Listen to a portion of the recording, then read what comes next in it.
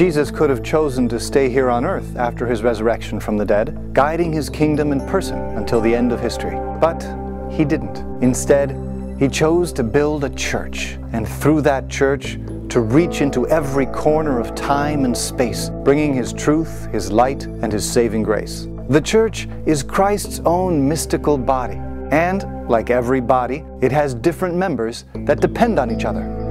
The members of the church who provide the basic nourishment for the whole body, the sacraments and faithful gospel preaching, are the priests, the ordained ministers. They arm the Catholic laity with the grace they need to live gospel charity and transform culture, infusing it with true Christian values.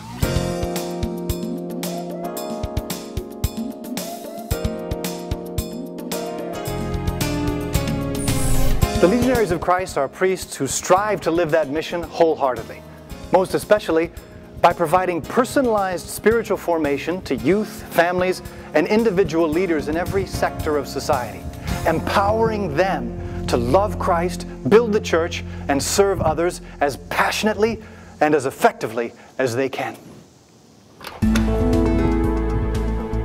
Right now, Legionaries are doing that work through retreat and family centers, schools, universities, youth clubs, missionary networks, media endeavors, and evangelization programs supporting parishes and dioceses in more than 20 countries. And members of our lay movement, Regnum Christi, are hard at work in a dozen more. It would be the height of arrogance for a young man to consider himself worthy on his own merits, to undertake such a monumental and supernatural task as the priesthood. That's why we don't speak of the priesthood as a career. Instead, we refer to it as a vocation, a calling. To become a priest, a young man must first be called by God. But being called isn't enough. The young man has to hear that call, discern it, and then he has to follow it. In a world focused so much on instant gratification, where our standard of living and sources of entertainment and pleasure are vast, hearing and heeding a call to serve the church through vows of poverty, chastity, and obedience, as legionaries do, is no easy task. But God is faithful, and He's also creative. He knows how to make His voice heard above the noise of today's culture, and He knows how to inspire generosity in youthful hearts, turning every vocation story into a unique, moving, and often difficult adventure. In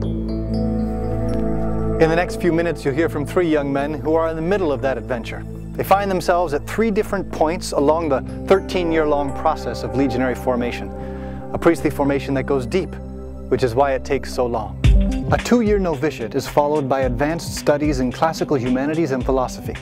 Then our seminarians put the books away to spend 3 years on a ministry internship where they get hands-on experience working in the field, before returning to study another degree in theology, and then receive holy orders. This demanding formation gives our young men time to be sure of their call, and it provides them with the spiritual, intellectual, apostolic, and character maturity they will need to serve Jesus Christ and His church as they deserve. As you listen to their stories, you'll be reminded of what Pope Benedict XVI said with gusto in the homily at his inaugural Mass. The church is young. She holds within herself the future of the world. The church is alive because Christ is alive. Spreading that message far and wide is what the Catholic priesthood is all about. It's how we live our mission and build a better world. My name is Michael Brisson. I'm 32 years old and I'm from South Windsor, Connecticut. My name is John Pietropoli. I'm 29 years old. I'm from Malone, New York. My name is Daniel Rolzinski. I'm 23 years old and I'm from Richfield, Minnesota. I grew up in a very Catholic family. I had no idea what I really wanted to do with my life. During high school, it was kind of an idea that was there. I had thought of the priesthood when I was younger. I wanted to be an archaeologist for a while. Then I wanted to be in the U.S. Special Forces. I thought maybe professional mountain biking would be great. It was a big decision-making time, and I started thinking more about it. When I was in high school, the one thing that I knew was that I didn't want to be a priest. My sister came back one time to visit the family and took me down to see her friend at the Legionaries of Christ Seminary in Connecticut, in Cheshire. And at first I was like, well, I don't know if I want to go there, but it's a Sunday, I got to go to Mass anyway, so I might as well go. So we went down to the seminary, and I just remember walking into the chapel, and there were 120 young men a little bit older than I was, all dressed in black. And I said, whoa. So we walked in, and you get in the front door, and the first thing on the right is the chapel. And we went in, and I remember going in, and it was full of all the brothers there. They were praying the Liturgy of the Hours, singing Gregorian chant, and it was something I'd never in my life seen before, or witnessed, or heard, and it was beautiful. One Sunday, he calls me up, and he said, why don't you come and play soccer at a seminary with me? And we pull into the driveway in Cheshire. The first thing I see are 4 giant soccer fields. And we were going up thinking, we're gonna just decimate anybody that would play. Not that we were all that good, but we're all lifting weights and everything, we're into the whole athletic scene. So we get up there, and these guys are really good. I said, this place has some promise. This definitely has potential. And at the end of that summer, I said, I'm still not 100% sure, but I said, God's offering me this opportunity. He's not gonna make me say yes, but he's offering me the choice. And I said, I don't wanna say no to God, I wanna say yes to him. All my superiors, my spiritual director, the instructor of novices, they're all there just to help me. They're there to help me really discern, is this what God wants me to do with my life? So over the course of those 2 years, I had some tough moments, some very tough moments. A lot of times you go out to the statue of Mary in the courtyard and you're just crying literally at night. Mary, this is really hard. This is too hard. And you always get that sense, don't worry, I'm with you. My son is with you. Just keep going. Just keep going.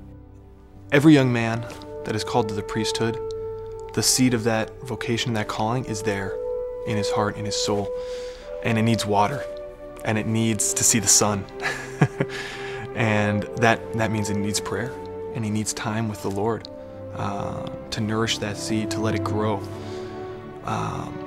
And in that way, Cheshire is like a garden where it's sunny every day.